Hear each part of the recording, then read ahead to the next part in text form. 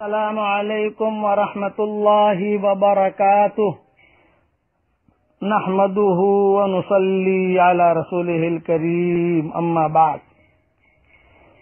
رمضان کے متعلق اور شب قدر کے متعلق آج کا سبق سن لیجئے۔ رمضان المبارک کی راتوں میں سے ایک رات شب قدر کہلاتی ہے، جو بہت ہی برکت اور خیر کی رات ہے۔ قرآن شریف میں اس کو 1000 مہینوں سے بھی افضل بتلایا ہے۔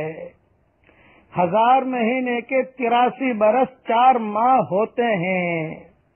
خوش نصیب ہے وہ شخص جس کو اس رات کی عبادت نصیب ہو جائے، کہ جو شخص اس ایک رات کو عبادت میں گزار دے، اس نے گویا 83 برس 4 ماہ سے زیادہ زمانے کو عبادت میں گزار دیا۔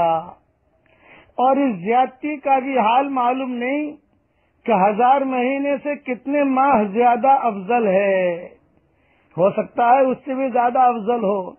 اللہ جل شانہ کا حقیقتاً بہت ہی بڑا انعام ہے کہ قدر دانوں کے لیے یہ ایک بے نہایت نعمت مرحمت فرمائی۔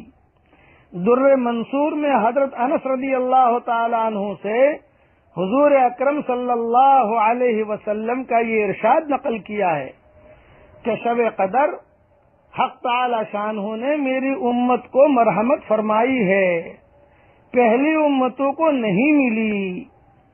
اور بعض حدیثوں میں یہ بھی وارد ہوا ہے کہ حضور صلی اللہ علیہ وسلم نے پہلی امتوں کی عمر کو دیکھا کہ بہت بہت عمریں ہوئیں، اور آپ کی امت کی عمریں بہت تھوڑی ہیں۔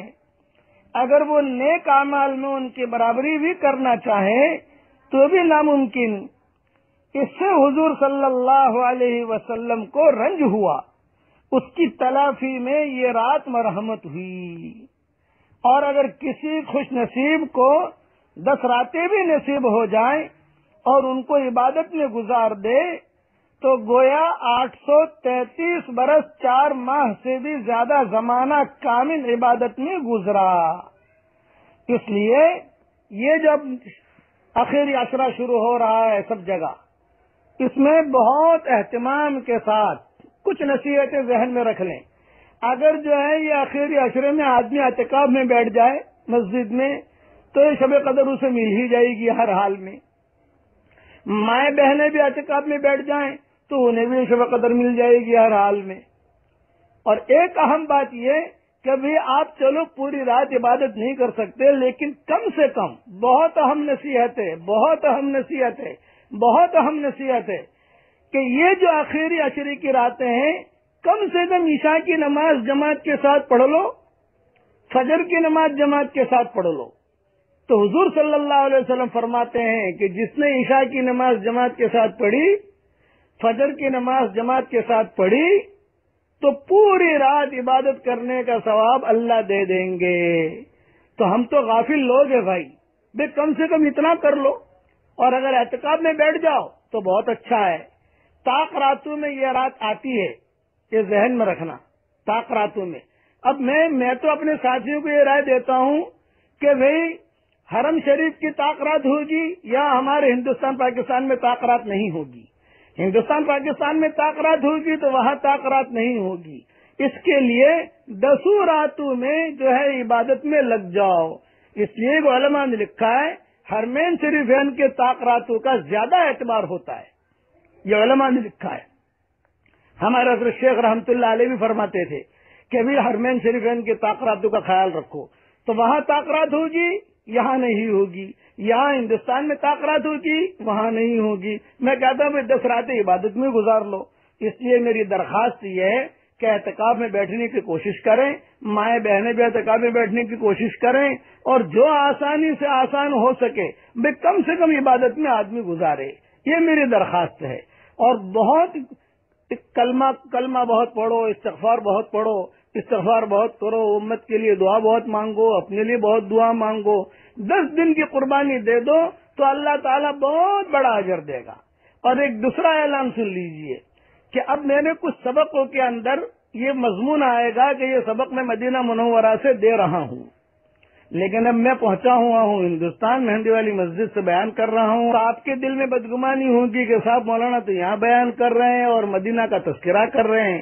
یہ بدگمانی دور کرنے کے لیے کہتا ہوں یہ سبق میں جو ہے 10-10, 15, 7, 8 ایسا سبق میں تیار کر کے رکھ دیتا ہوں تاکہ مجھے جو ہے تو کئی سبق ایسے ہیں جو مدینہ منورہ میں تیار کر چکا ہوں میں. اس کے لیے اگر مدینہ کا تذکرہ ہو مطلب یہ ہے کہ وہاں کا سبق ہے جو میں نے وہاں تیار کیا. یہ سبق تیار کرنے میں مجھے کافی وقت لگتا ہے. کبھی موڈ ہوا, کبھی طبیعت ٹھیک ہوئی, کبھی مشغولیت کم ہوئی تو 10 سبق ساتھ تیار کر دیے, ایک طرف رکھ دیے, ایک ایک کر کے بھیجنا شروع کر دیا. تو کسی میں اگر یہ تذکرہ ہے کہ مدینہ منورہ سے سبق ہے, سمجھ لیجئے کہ وہ سبق وہاں کا تیار کیا ہوا ہے. اگرچہ میں یہاں ہوں لیکن سبق وہاں تیار کیا ہوا ہے. اللہ تعالیٰ ان راتوں کی قدر کرنے کی ہمیں توفیق عطا فرمائے.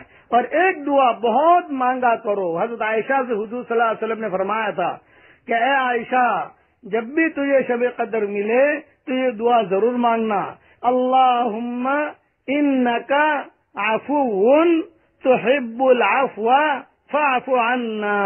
اے اللہ تو معاف کرنے والا ہے, اے اللہ معافی کو پسند کرتا ہے, تو ہمارے گناہوں کو معاف کر دے.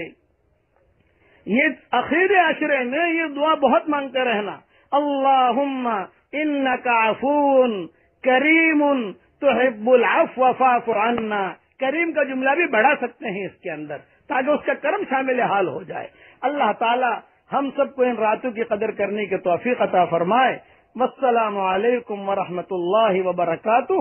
وآخر دعوانا ان الحمد للہ رب العالمین.